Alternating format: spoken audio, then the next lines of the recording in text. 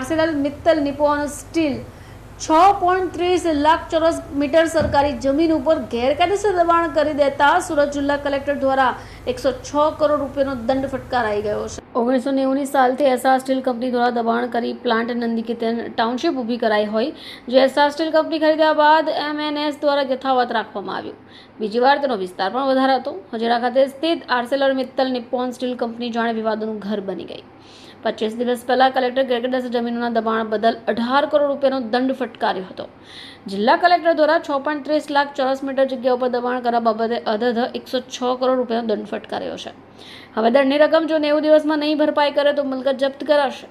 છેલ્લા 34 વર્ષથી 6.30 લાખ ચોરસ મીટર સરકારી જગ્યા પર ગેરકાયદેસર તેનો કબજો હતો।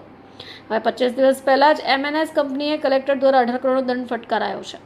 84 મામલતદારને 18 ફરિયાદો મળી છે, જેમાં 10 ફરિયાદો તો એમએનએસ વિરુદ્ધ જ છે।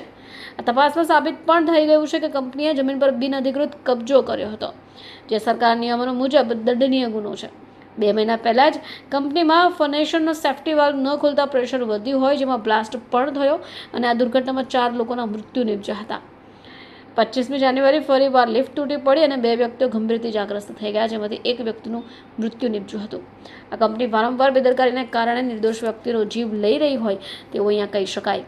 બ્યુરો રિપોર્ટ, ચેનલ આઈ વિટનેસ, સુરત।